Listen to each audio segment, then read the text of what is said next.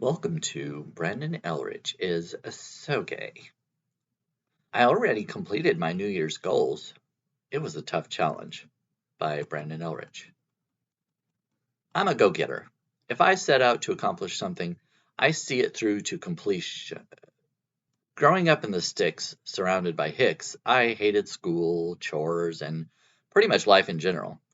Thus, I would put off unpleasant activities until the last possible moment. It didn't get me high marks on my report card, but at least I didn't have to spend all my free time doing things that sucked porcupine balls. Now that I'm a little bit older, I'm also wiser and more mature.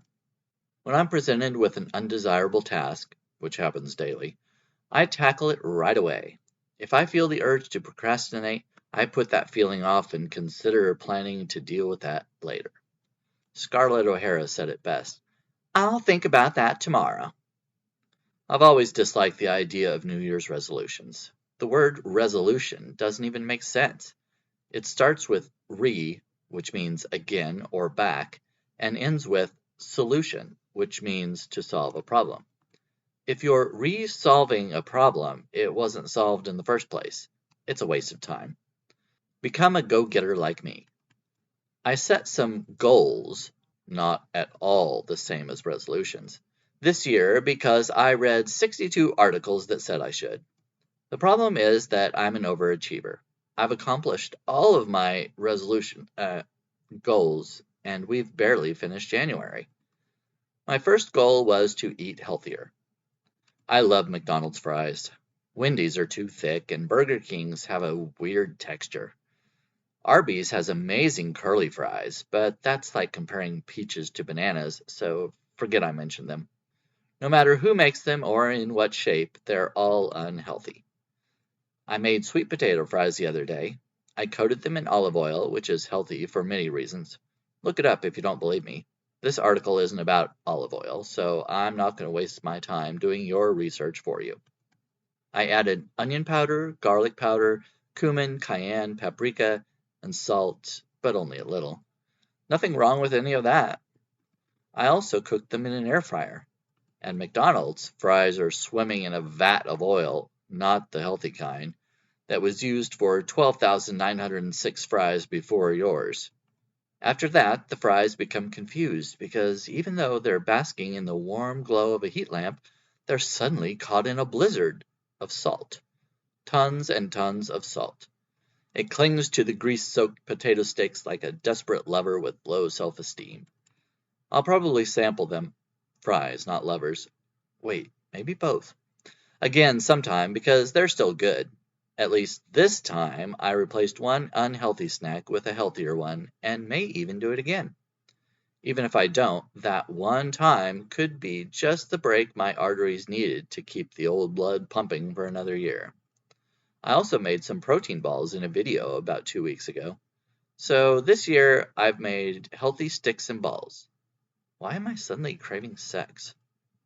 Goal number 1, eat healthier. Check. My second goal was to exercise more. I hate push-ups. I would even say I despise them. Hate and despise have similar meanings, but despise sounds more intense, especially if you emphasize the second syllable. Say it. Despise. See what I mean? Push-ups are insidious. Another great word. First, you get on the floor, which is sometimes a feat in itself. Then you support yourself using those 2 skinny little sticks that normally dang at your sides while you walk to the refrigerator. Next, you bend your elbows as they crackle and pop like Cocoa Pebbles cereal. You probably thought I'd say Rice Krispies, but I don't like them. They're too plain. Cocoa Pebbles are the way to go. The sugar and chocolate make a complete breakfast. Plus, after you're done, you've got a bowl of chocolate milk to drink. Sorry, back to push-ups. So there you are, chest to the floor.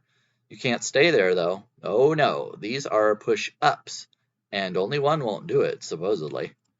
I pushed myself off the ice skating rink once after my boyfriend insisted that flailing around on a frozen pond while donning 2 tiny blades of steel on our feet would be a romantic experience. But that push-up wasn't exercise. That was me trying to save my fingers from being chopped off by disgusting teenagers whizzing by, reminding me that I'm too old to be attempting to keep myself aloft on anything but flat ground. I don't know when I last did a set of push-ups. In high school gym class, we had to pass a physical fitness test, which included push-ups. I've been out of high school for 20 years, maybe more. I don't see any reason I would have done one since. My goal to exercise more could involve anything above and beyond running farther than the kitchen to the bathroom. Tacos and ice cream on the same night isn't advisable. Vacuuming or shaking hands with the milkman. Yes, that's a euphemism. Nevertheless, I'm a go-getter. I took on this challenge that nobody set for me, and no one will care that I accomplished, with fervent determination. I prostrated myself face down on the floor and pushed myself up 20 times in a row. That was 3 days ago, and I'm just now able to raise my arms high enough to type this article. Goal number 2, exercise more. Check. My third and final goal, 2 isn't a proper list and 4 would be overdoing it, was to socialize more. I don't go out much. No bars or clubs for me. Dating for a gay guy in the rural Midwest is a bit difficult, and even developing mere friendships can be a challenge. Most straight guys around here tend to mansplain the shit out of everything, generally giving unsolicited advice as well as other egotistical foolishness. Thus, my social interactions are limited to casual conversations at grocery stores. But my therapist says saying "I'm sorry" to strangers who happen to be reaching for the same item as I am and uttering "thank you" to the cashier at Aldi don't count. I heard a local venue was hosting live music, so I dressed to the nines, or more like the fives or sixes, and attended the small concert. The performer was a young man, perhaps in his 20s. He sat on a stool holding a guitar, and a jar of tips sat at the corner of the stage. It contained $1, which he probably contributed himself. The kid wasn't good. I could look past the first song, attributing his off-tune vocals and unsteady vibrato to nervousness.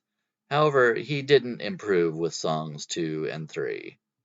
In an attempt to be social, I leaned toward the woman sitting to my left and whispered, "This kid's pretty bad, eh?" She closed her eyes and raised her chin a bit, but didn't reply. Perhaps she was deaf, which would account for her apparent enjoyment of his assault on John Denver's Annie's song.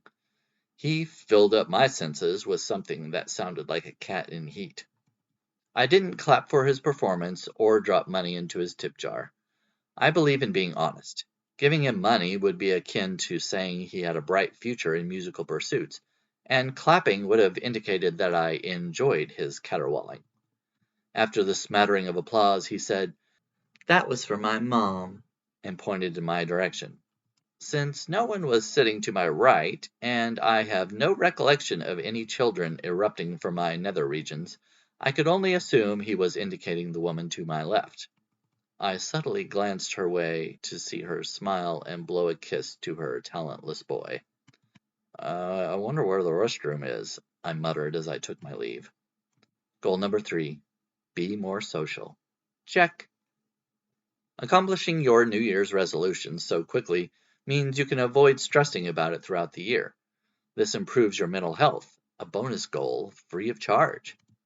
Bonus goal, improve mental health. Check. Take my advice and devise simple goals that you can accomplish quickly. In fact, I'll start you off with an easy one now. Since you can't deny enjoying this article, become a paying subscriber so you can accomplish the goal of making yourself and someone else very happy this year. Click subscribe now. If you don't, you'll be haunted by 3 spirits and Tiny Tim will die. If you take advantage of my special this month on an annual subscription, you'll still get ghostly visitors, but the crippled kid will live. Click $20 annual subscription. I appreciate any support you're willing or able to offer. Hey, guess what? I have another publication you should check out called Elrich Unraveling. It contains awesome fiction and poetry.